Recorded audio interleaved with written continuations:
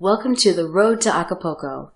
There's a new idea in town, an idea that's been heralded by Bob Podolsky for 32 years. It's an idea that will change the world, and it's beginning to take shape in Acapulco. Welcome, everyone. This is Michael Nimetz and the great Bob Podolsky here today.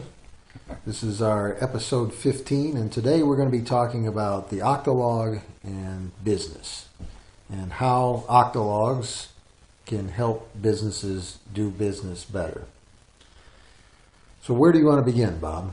Oh, well, I think I'd like to first just take 2 minutes, if that, to just define for the newcomer what we mean by an octologue. It's a small group, typically 7 to 9 people. They make unanimous decisions. They have usually a pretty good gender balance, roughly equal numbers of men and women. And in that group, feedback is encouraged. In other words, each person gives feedback to each other person when it seems desirable to them to do so. And the feedback can take many different forms, but it distinguishes the octologue from other forms of groups where feedback is not especially appreciated. So for me, that's the starting point. That's what an octologue is. And we ought to do a little talking about what are the implications of that in terms of the advantage that the octologue has. What's it compared with? Well, we'll compare it with a hierarchy. Most businesses are hierarchic. You've got a boss, you've got some junior bosses, and then you got the workers. And we've all been in those situations. Well, we were talking earlier before actually recording here about what we wanted to really talk about, and you'd mentioned bureaucracy. Right. And essentially that's what the hierarchy results in. Yes. Is that lack of productivity due to people not really looking for the most productive thing, but looking for the thing that the boss wants to do. Please the boss. And playing the political game with, making them happy. And obviously the more established a business is, the more you get yes people in the positions underneath the main guy or the big boss. Mm-hmm. And that ends up being a bunch of red tape for anybody that really wants to make something happen. And of course, for businesses that deal with the government, they understand bureaucracy in regard to dealing with the government. I was just reminded of this the other day. As a matter of fact, I was, Atlanta had that I-85 bridge collapse. Oh, yeah. Fire, bridge collapsed. Well, they just put the new bridge into operation. It was 42 days after the bridge collapsed. So the bridge collapsed. 42 days later, the bridge is repaired and back in operation. So how did they do that? Well, the governor of Georgia declared a state emergency and essentially waived all the rules and regulations. Bypassed the red tape. On the state end. The federal DOT waived their rules and regulations, and then the Army Corps of Engineers, that usually has to do an environmental impact study and all these other things, waived their requirements. And so over a period of 3 days, they essentially redesigned the bridge because they wanted to use standardized parts and beams. They did that over a 3-day period, basically got immediate approval, and went to work. Wow. So essentially eliminating the bureaucracy in regard to the government meant that a project that would usually take a year or more was reduced to 42 days. 6 weeks. Wow. So that's quite an example of eliminating bureaucracy And essentially, I think that's kind of the story of what the Octologue could represent to a typical corporatized business, is if you can eliminate a lot of the bureaucracy within the organization, you can get a much better product out the door a heck of a lot quicker and more efficiently. Well, part of what I hear you saying, Michael, is that you're equating bureaucracy with red tape. Yes. And the question then that pops to my mind is, to what extent was this unusual experience, how did that act as feedback for the governments, the state government, the local government, the federal government? It could be an opportunity for these governments to say, wow, we've got all this red tape in the way of making things happen. We can improve what we do by doing away with the red tape. That would be feedback. And I'm betting that these governments aren't going to pick up on that and eliminate the red tape. They'll just say, well, this was an exception. The governor said, the emergency was, and so on. Exactly. And so the lesson will go unlearned for the most part. For the government, yeah, it'll go unlearned. Yeah. But for a business, it's an example of how eliminating bureaucracy within the organization can deliver results. Right. Get rid of the red tape, get rid of the unnecessary steps and the unnecessary expenses and the unnecessary time and so on. And all the people and all the checklists and all the gatekeepers and all that stuff that keeps people from doing their job. Right. Good point. Very good point. And this has been something I've experienced over and over. When you go to submit something as a project or a development or a new system or something you want to implement in a corporate environment, you've got to get someone to approve it, and then their boss to approve it, and more than likely it's got to go to a committee, and then they've got to decide on it, and then after about 6 months you finally get the word back that they may want to do it, but of course they want to have somebody involved in it, and it's just one bureaucratic obstacle after another that leads to a great deal of expense for things that probably could be implemented very quickly if you had all the people that really were the decision makers and were the ones that provide the services that are necessary to get those things done. If they're all in agreement that it's a good idea, it's a good idea. William Edwards Deming included what you've just described in his suggestions to the Japanese in 1950. And it made a vast difference in their industry. It went from being one of the worst industries on the planet to being the best. In 15 years, the Japanese industry became the dominant force in industry. Unfortunately, the Japanese government didn't get the message, and so they've been messing things up big time ever since. But the industry itself, one of the decisions that Japanese industrialists made was to put the decision-making power in the hands of the people that are doing the work, instead of someone else who doesn't have any familiarity with the work making the decisions. Absolutely.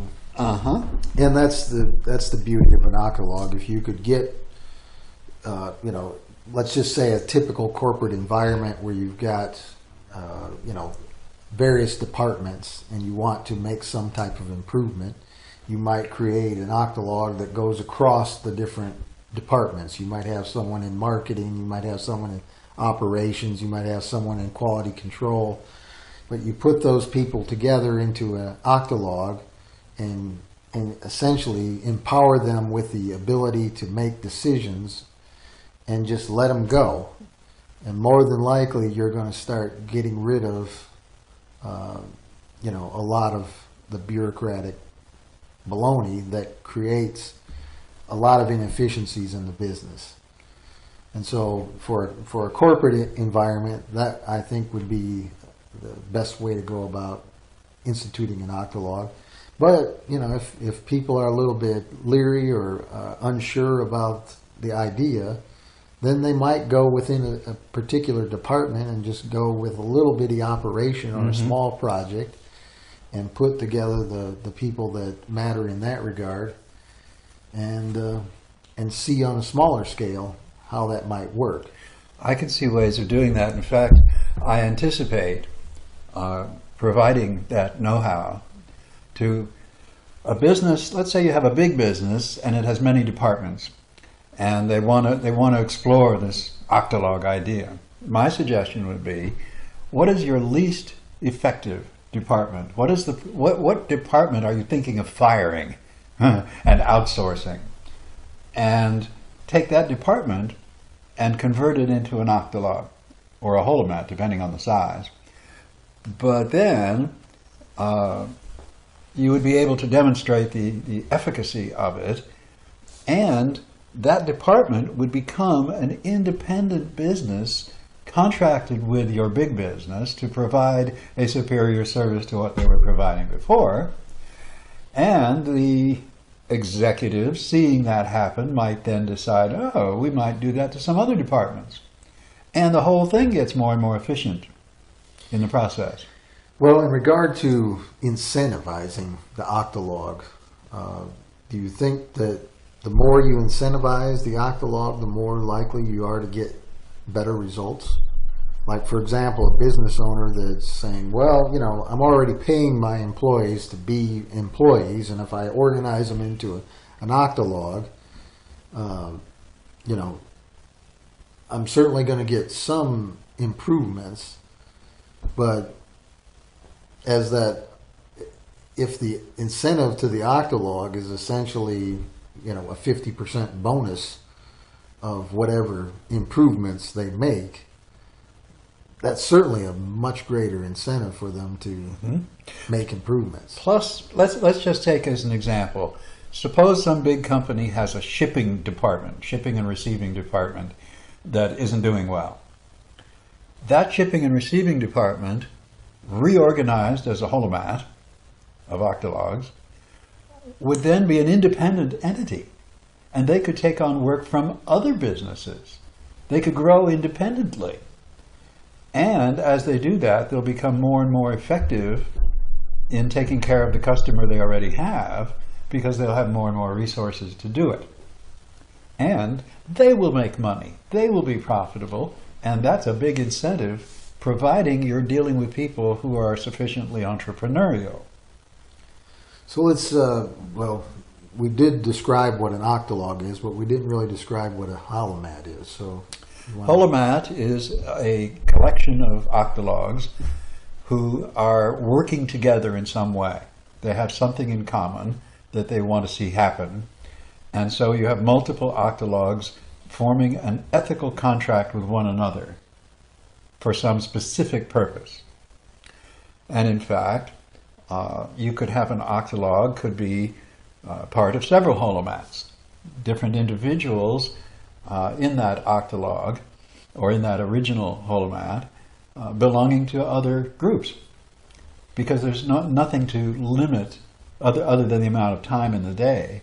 There's nothing to limit how many such groups one can be affiliated with.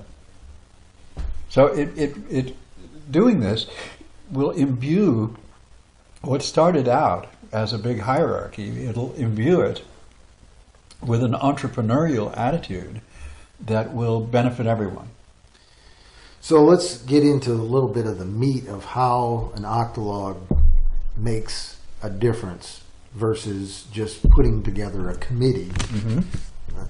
So in regard to, you organize people into an Octologue, and what goes on there? So how does that make it better? Well, for starters, everyone in that group gets a say.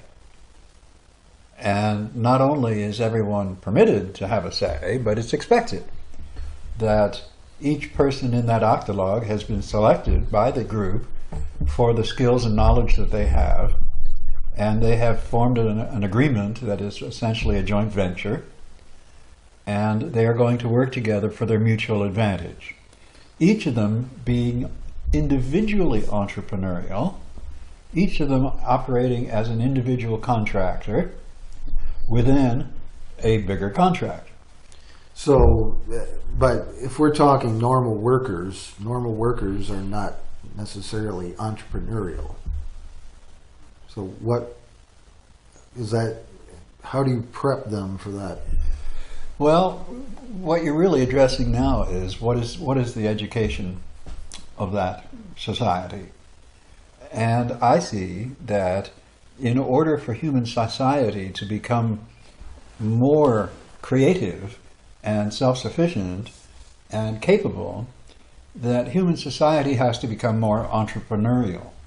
That the idea that the norm is everybody has a master, everyone has a boss. And the boss tells you what to do, where to do it, when to do it, how to do it, what to wear while you're doing it, when you can take a potty break, how much you get paid, and therefore what kind of house you live in, what kind of car you drive, what kind of schools your kids go to, what kind of vacations you take.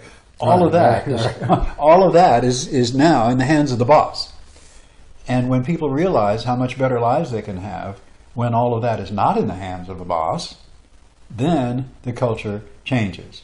And it's going to be something that will start off slowly as a relatively limited number of people get going doing this, and then it's going to become wildly popular because people doing it are going to be a lot happier than before they were doing it. Well, maybe I'm talking about more in a practical sense. So let me try and explain it. So a group of people get together, and essentially their task is to make things better than they are today. So those people start a discussion about what things are wrong with the company. Initially, maybe they can be talking about what's the greatest asset, but more than likely the thing that they're going to focus on initially is probably the things that are wrong. Right. And so, being that everybody has a say in what those things are, we're going to have a bunch of suggestions of, well, this is wrong. This paperwork or this red tape is really inefficient, or the way that we're putting this product together is not very good. We're getting a supplier that's always late or something like that. There's probably going to be something that each person has that might be wrong with what's going on with the current operation. Yeah, it's whatever they're dealing with individually. But as they have the discussion about what is wrong and what is the most wrong, more than likely there's going to be something that everybody can agree on. That is the worst problem that we have at the moment. And so then, just by allowing those people to have the understanding that they've got to have a unanimous decision, so they're going to focus on the thing that everybody agrees is the worst problem. And by eliminating the worst problem, you're going to get results. Yes. Whereas in a hierarchy type situation, the worst problem might be the boss. Yeah, I was just thinking that. It often is. Because frequently the boss insists on making decisions that really should be made by the people performing the work. They know better than anyone else what gets in their way each day. And this is true whether you're talking about an assembly line or a research firm or a financial institution. It doesn't matter. There's always going to be this dynamic. So the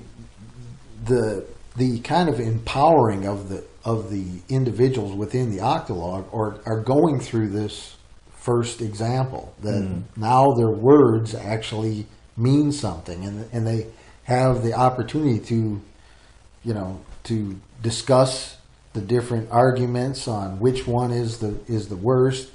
They also have the ability to kind of reinforce the belief in the thing that if they can explain to the other members why this is the most important thing to tackle,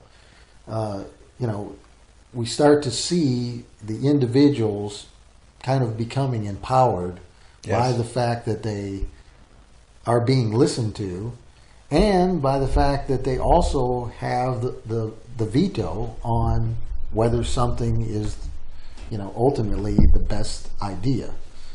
And so by going through those motions, I would think that within a very short period of time, they're going to have a real realization that this is a good thing. Right. And if it starts out in one department, it might be just as good or better in all the other departments.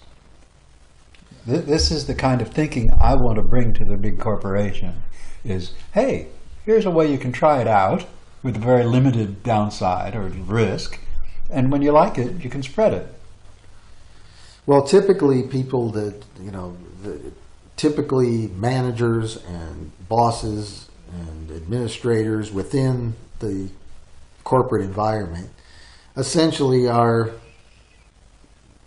trying to minimize any waste of people's time. And so if they're meeting and you have a lot of meetings, more than likely people are wasting a lot of time. Mm-hmm. A typical meeting, they might call a department meeting or a particular section meeting, and they might discuss one or two topics that maybe one or two of the people within the meeting actually know what's going on and are contributing to what that decision might be, whereas all the other people that are in the meeting are essentially wasting time. Right. And so to a large degree, meetings are kind of looked down upon because, well, it's expensive. Because if you got 10, 12 people in a meeting and you're paying them $50 an hour, that's $600-$700 an hour for every meeting that goes on. And so a lot of people don't want to have meetings if they don't, if they can avoid them. Well, they're used to being in meetings within a hierarchic setting. They're not used to being in an Octologue meeting, which is dramatically different in many ways. So there is certainly some organization that needs to take place to essentially initiate an Octologue. Right. And, but essentially you're looking at, how do I make the system more efficient, and using the brain power of not just the manager, but every single person involved in the group. I would be inclined to see it more in terms of making it more creative rather than more efficient. Well, I think it'll do both. I think you've got to start somewhere. Yeah, I agree with that. And what I'm saying is that I think that the biggest impact on an organization, on the organization as a whole, the biggest impact isn't going to be the increase of efficiency. I think that'll happen as a more or less trivial side effect, a beneficial side effect. But the real big difference, in my opinion, is in the creativity. Because everything good that happens in an individual, in a family, in a society, in a community, it all hinges on the creativity. That's where all the good stuff comes from. And in an Octologue, that is more the focus than the productivity or efficiency is. It's true that productivity and efficiency expand enormously under these conditions. Deming proved this with the Japanese. His 25 suggestions to the Japanese industry wound up making vast improvements in productivity and efficiency. But that wasn't where the attention was focused. The attention was focused on everyone having a say. Everyone gets to give their feedback and they get listened to. Whether it's a suggestion box or a forum or a meeting of some kind, you have people at the lowest levels in the business making suggestions that get respected and acted upon by the decision makers. I think that's where the real power lies. Well, I recall reading a book about Japanese manufacturing technology when I was going to school, and essentially they were saying that the assembly line setup in regard to the United States was only a supervisor could stop the assembly line. Right. Whereas in the Japanese assembly line, anybody on the assembly line could pull the lever and essentially stop right. the assembly of cars, which seems pretty crazy, and I'm sure American businesses even today would be putting that kind of power in the individual employee's hands. Reluctant. Would be they would be very reluctant to do so. And so I would think that the average American employee or worker probably knows in the back of their head that if they were to stop the assembly line, it better be something really important. Whereas I think the Japanese really took the time, and initially, where everybody was really schooled on, if it isn't right, stop the line and let's fix it. Stop doing what doesn't work. And so what I was reading in this particular book was that the first couple weeks of a new assembly line going into operation, it was constant interruptions, constantly stopping, fixing things, and then starting and then stopping again. But within about 2 weeks, the assembly line was humming, and what was coming off the end of the line was an amazing product. Yes.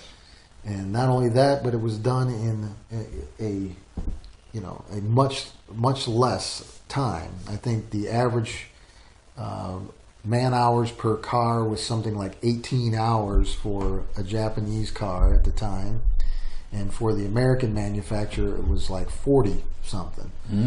So there was a dramatic difference in the amount of man hours that was being put into a car on an assembly line by employing Deming's suggestions. Right. It made a huge difference.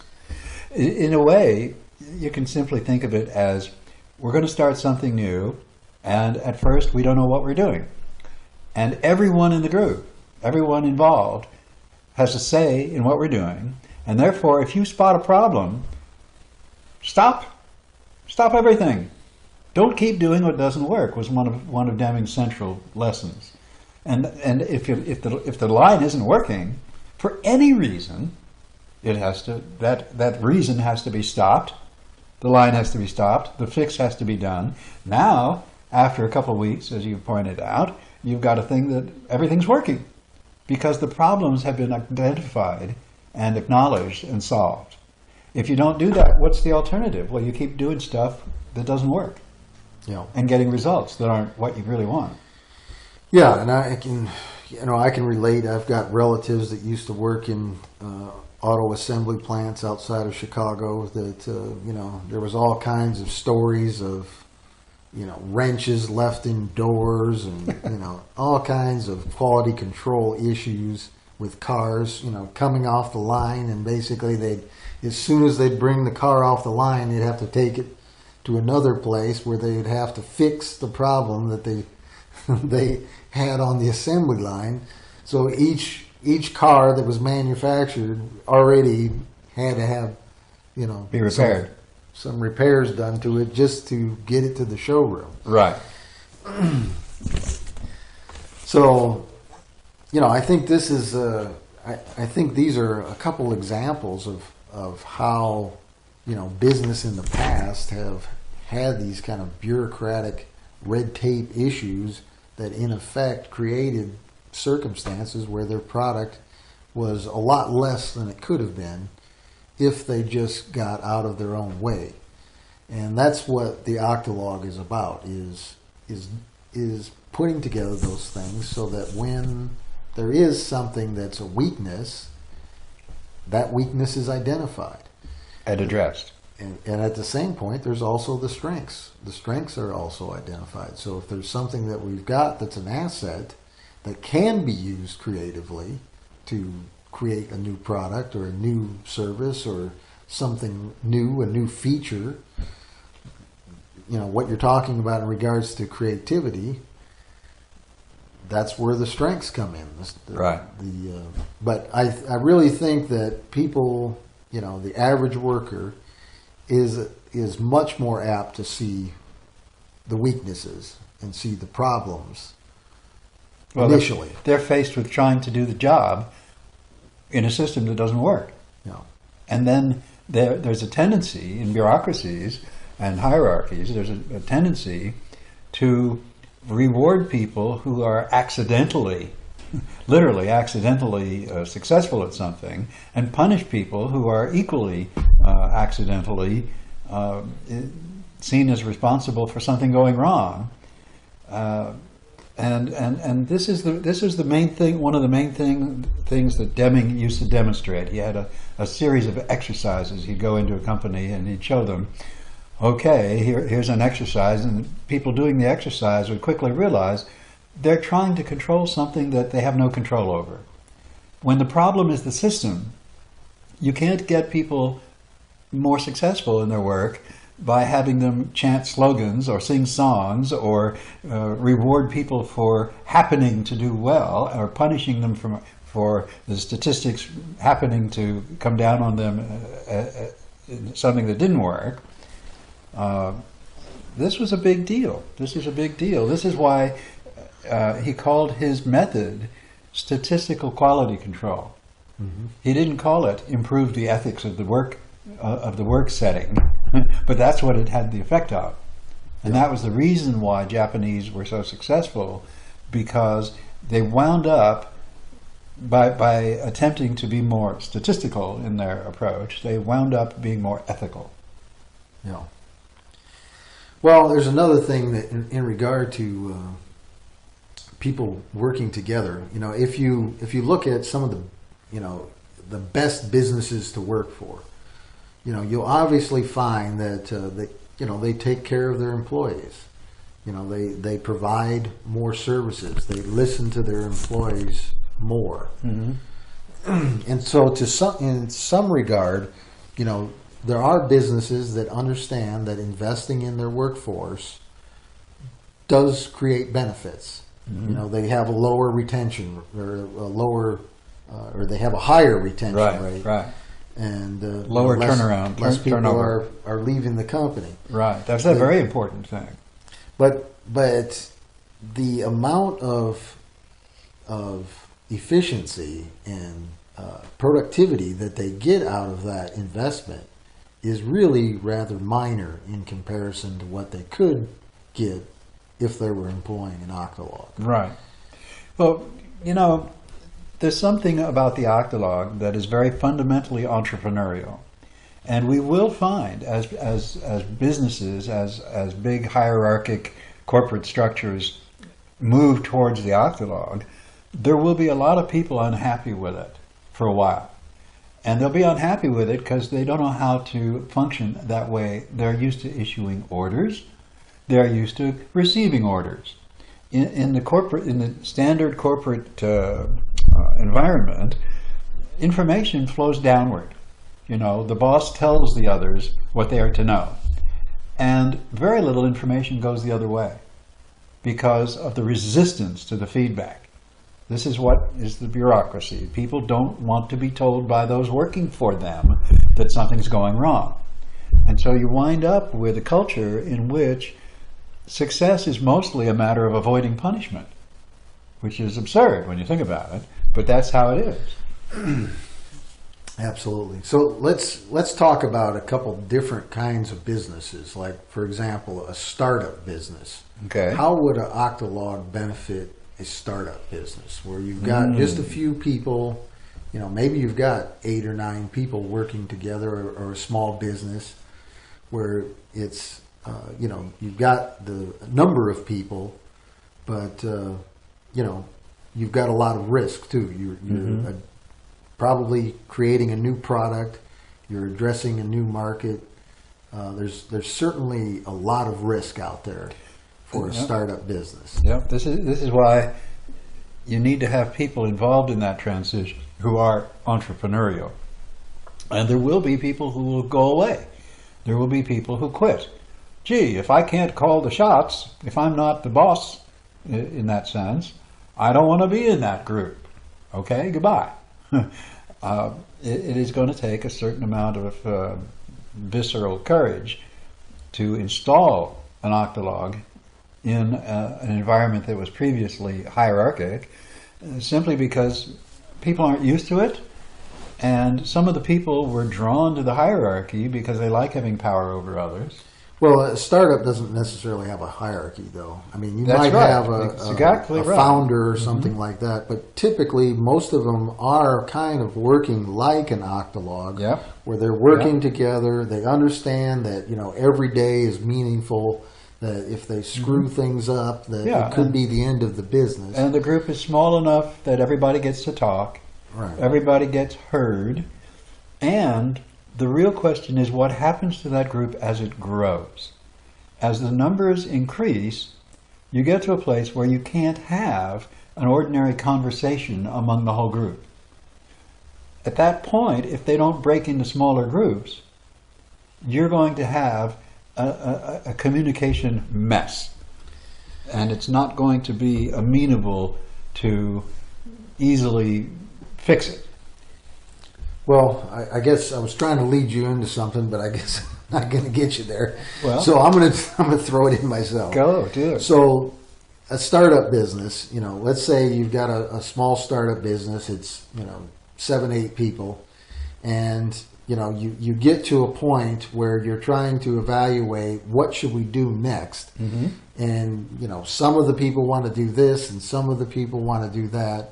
And you get to the point that there's got to be a decision made. Mm-hmm. In a typical startup business, that decision is made by whoever has the most interest. Maybe Right. it's the founder or whatever. Right. But if there's a circumstance where 3 people want to do it this way and 4 people want to do it that way, and the boss is one of the 3 people, more than likely the 3 people win. Right. If they do want to do it democratically and the 4 people win, you still got 3 people that are not really on board with Right. what's going on. Exactly. Whereas in an Octologue, what we're going to do is we're going to set the circumstances where we're not going to move forward until we have an agreement on Right. what is the best solution. And that is where we really iron out a lot of the potential problems that a startup could have. Okay. Eliminating some of the risks, eliminating some of the Waste. divisiveness, because if one guy makes a decision, another person might have their feelings hurt. They feel like they're not being heard, or they know better. So in those circumstances, an Octologue can really make a difference for a startup. Huge difference. Now, we kind of talked about like in an existing business. An existing business might just have a circumstance where they have a lot of red tape and rules and essentially ways that the organization works, and just trying to identify those things and get around them might be the best way to initiate an Octologue in an existing business. Mm-hmm. Of course, you've got the bureaucracy to deal with, and so what we've already talked about is probably going to be the case. In the circumstance where a owner is, wanting to get out of the business, and he's got a mature business, and for whatever reason he wants to either sell it or walk away, or maybe transfer it to somebody new, an Octologue also represents an opportunity to essentially for the owner to sell the business to its employees. Yes, as a matter of fact, I see that as one of the big advantages of an Octologue organized business, is that the people who need to retire can actually become dispensable. Whereas in a hierarchy, because of the nature of the relationships in the hierarchy, everyone struggles to be indispensable because they don't want to be fired. Oh, I'm indispensable, you can't fire me. Wow, okay. But the problem with that is, if I remain indispensable, I also will never be able to retire because the business needs me. I am the business. Oop, now I'm in trouble. And this is one of the big advantages of having a business organized as an Octologue or a Holomat, is that the principals can become dispensable. They can retire and retain whatever earnings the rest of their Octologue group agrees for them to retain. So you can have an income. You haven't sold the business. If the business gets in trouble, you can still be called upon to stick your oar in the water and solve whatever the problem is.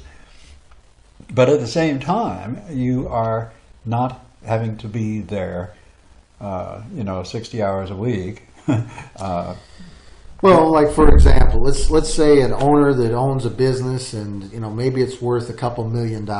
So he establishes an Octologue where he's one of the members with the idea that the Octologue over a period of the next 10 years or 15 years is essentially going to pay him that $1 million or $2 million or whatever the value of the business is as an additional cost for the business, of course. Right. But in establishing the Octologue, we're going to move the company forward with new products and services and obviously increasing the efficiency and productivity.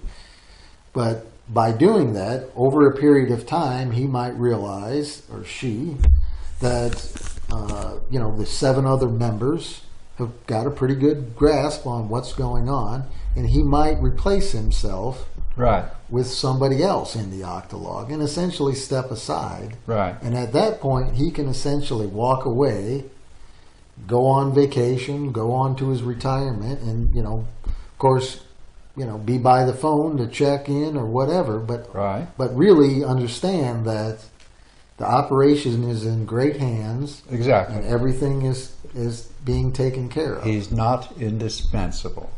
He can take a trip around the world and come back to a business that's even better than when he left.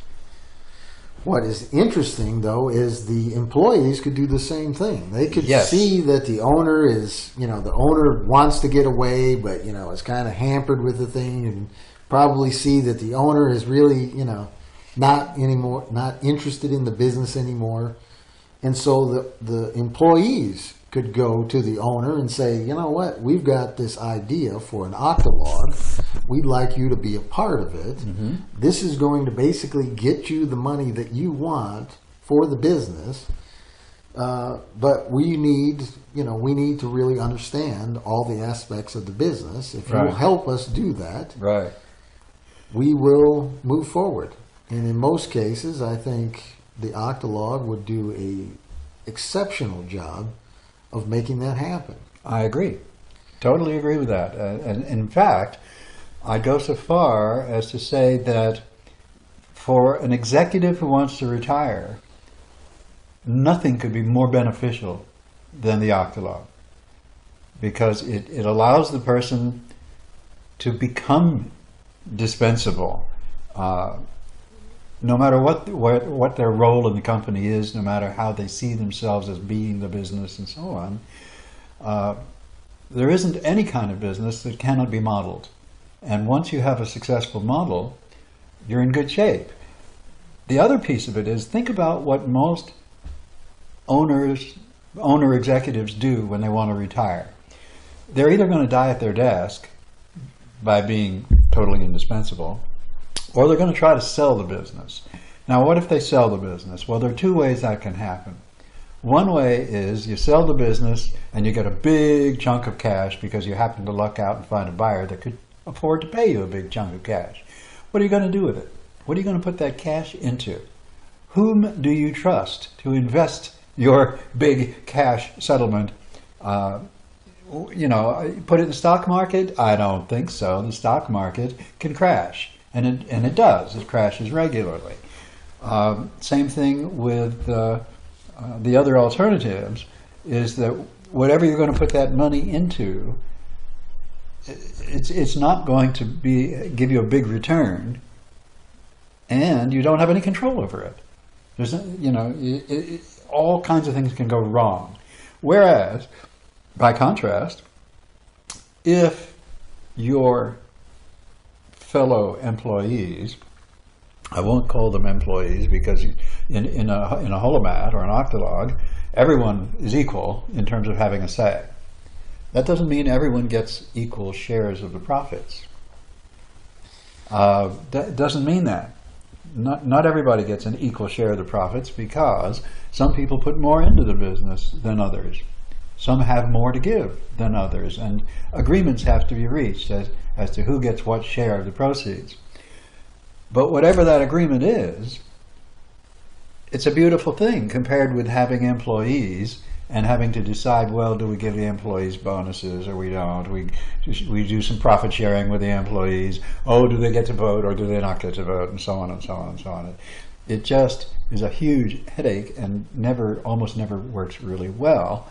So you sell the business, and the other thing that happens, let's say you get someone buying it that does not have a big cash to lay out for you. So you're never faced with having millions and millions of dollars that you have to figure out what to do with. Instead, the business continues and you get paid for the sale of the business out of the proceeds of the business. What happens now if it's not managed adequately? What happens if the new owner runs the business into the ground? You have no control over it. And guess what? You may wind up getting the business back if your sales contract was written well and the business it looks like it's failing. The contract might say, okay, you get the business back. How about that? 5 years, 10 years after you retire, all of a sudden, there you are back having to be in business. Not what you wanted.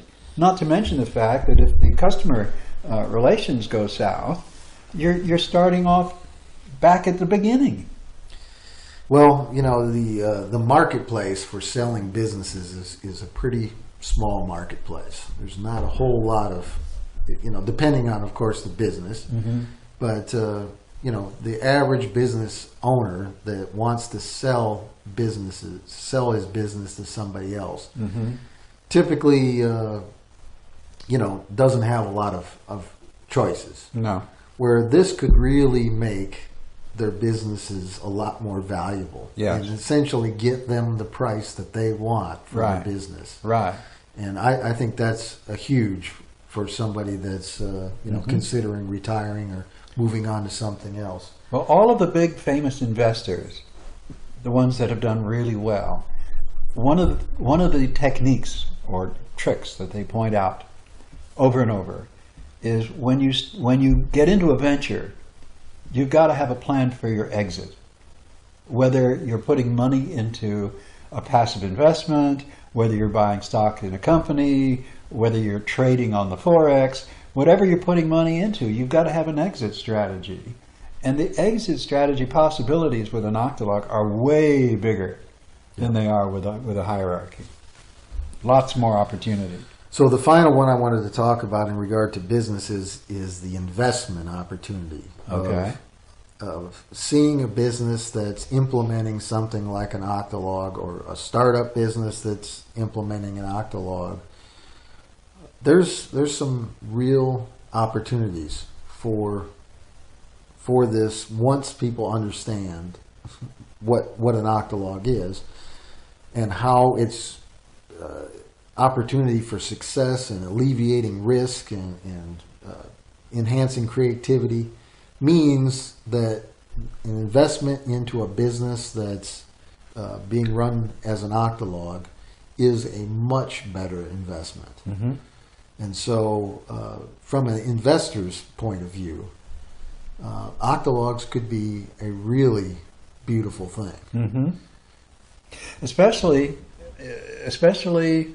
given the flexibility of an Octologue compared with a hierarchy.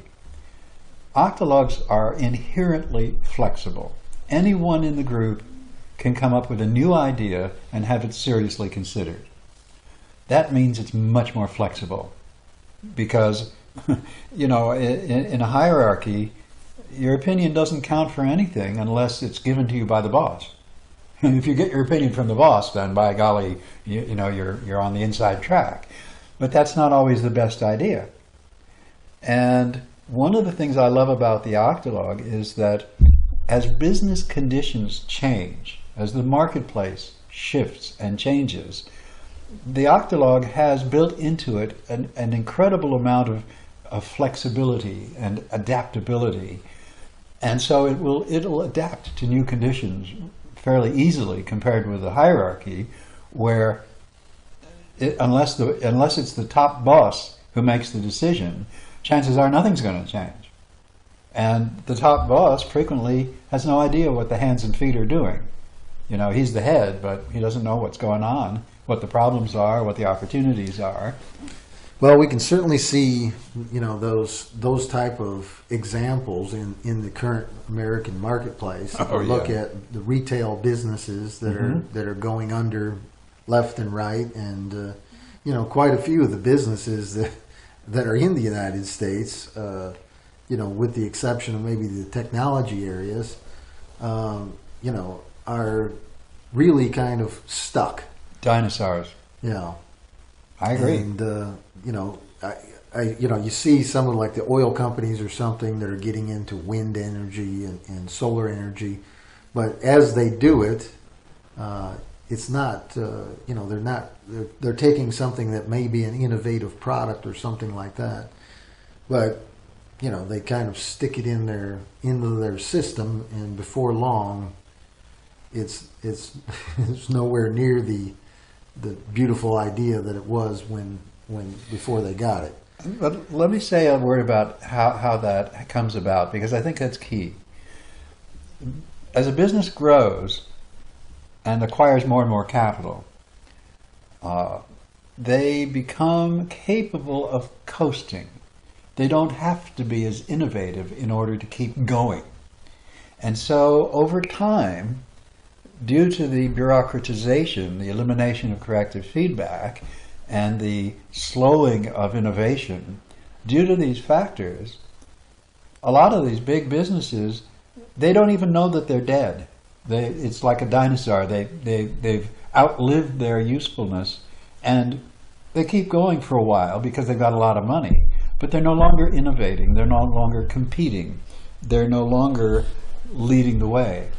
And so the tendency is for them to buy up smaller, more creative companies. And this is a standard procedure. Big companies, their creativity goes down, they start buying up small creative companies. Unfortunately, when they do that, usually they insist on participating in the management of those companies that they buy up. They will streamline them, they will fire people, they will install their own managers and so on. And in effect, they destroy the creativity of the company they bought for its creativity. Mm-hmm. And this is typical. This is the norm. When the big company starts realizing it's losing its innovation, it buys up little companies and ruins them. With Octologues, that's not going to happen. If you want to buy up some company, hey, you can form a contract with them, join them in a Holomat to your mutual advantage, but you aren't going to have the power to destroy them, even if you wanted to, because they're not going to say, oh well, we're going to join your hierarchy and function hierarchically from now on. No one's going to do that. Well, the bottom line is that you know, we've outlined quite a few advantages to an Octologue in business, right? And I'm sure that there's, you know, I think that we've given enough information that people might, you know, start listening to what we've got to say. But I'm sure they're going to have a lot of questions and concerns and maybe even some objections to what we've talked about. Bring them on. We're going to continue talking about this. I'm not sure if this is going to be a sequential, ongoing discussion about business and the Octologue.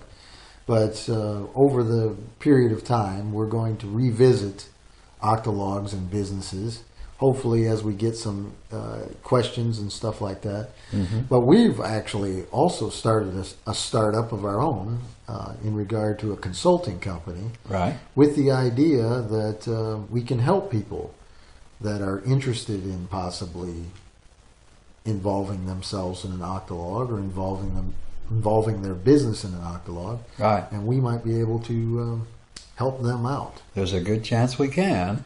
And you took the words out of my mouth. I really want to encourage our listeners to come to us with questions.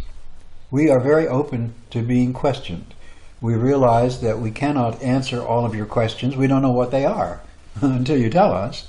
But we have done very extensive thinking about what the questions could be, and we've already found really good answers to a lot of questions.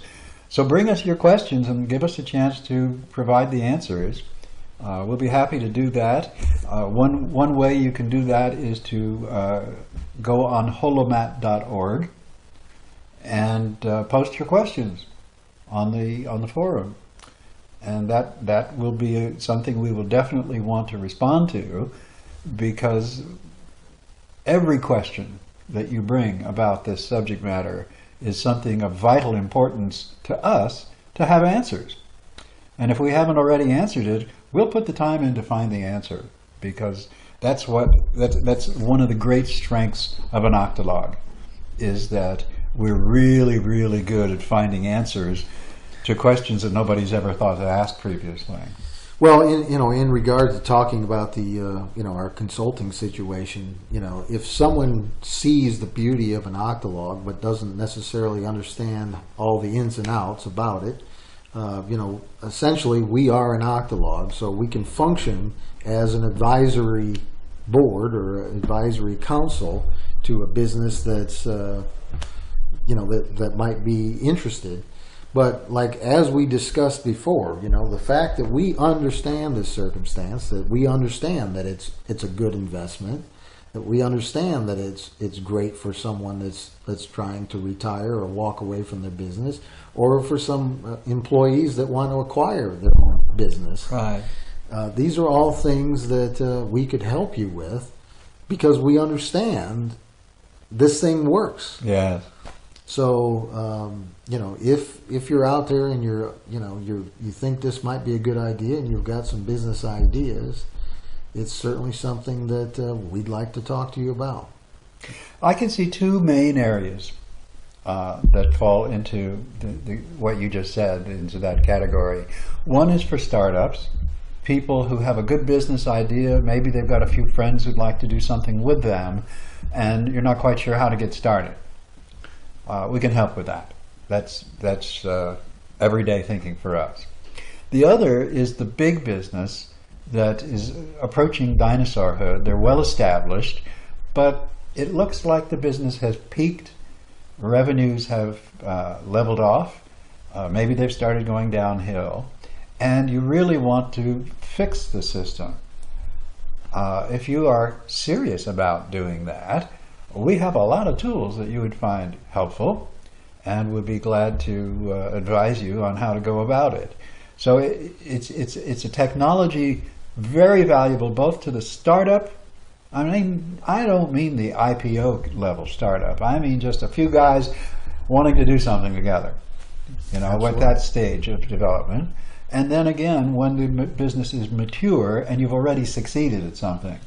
Well, I think everything in between too. Right. There's nobody that really shouldn't be thinking about it. And like I said before, if you're the guy that owns the business and you want to get out of the business, you want to sell it to somebody, but you don't think you can get the value that you really deserve, here's an answer. Exactly. If you're the guy that's the employee that's got a boss that the boss doesn't really want to be here.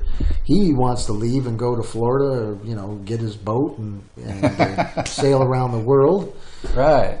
Here's another opportunity. You could say, hey, I've got an idea, let's spend a year or two, developing this, and then you can be on your way. Right, exactly. So it's pretty much for everyone. And then, of course, the investor, too. An investor that wants to, to put his money into another business, but essentially sees that they have a lot of risk. Right. This might be a suggestion for them to say, hey, I would love to invest in your business, but, I see some weaknesses. Here's a way to address those weaknesses. Right. Right. Yes, as a matter of fact, if you have someone who wants to buy a business or a portion of the business, then that person might take us on to help them figure out how they're going to do it. You're going to take over a hierarchy, but you don't want to be subject to the downside of hierarchy. We'll show you how to convert it. Yeah. Yeah, that's another thing, is if you see a business that's being run bad, but it has the market, exposure. Right. There's another investment opportunity. Right. Buy that business, install an Octologue, and really get to work. Yeah, I love it. Money. I love it. Well, with that said, we're going to, we talked about, continuing the series on business. We might continue this in the next couple episodes, or we might jump to something else depending on what hits the news. Right. We'd like to try and keep up on, contemporary issues and how that might relate to the Octologue. But, I just say thank you for listening, and I hope you're getting a lot out of it. And please, if you have questions, get a hold of us. Absolutely. Thank you so much, all of you. And until the next time, get on the road to Acapulco. Hoorah. Hoorah.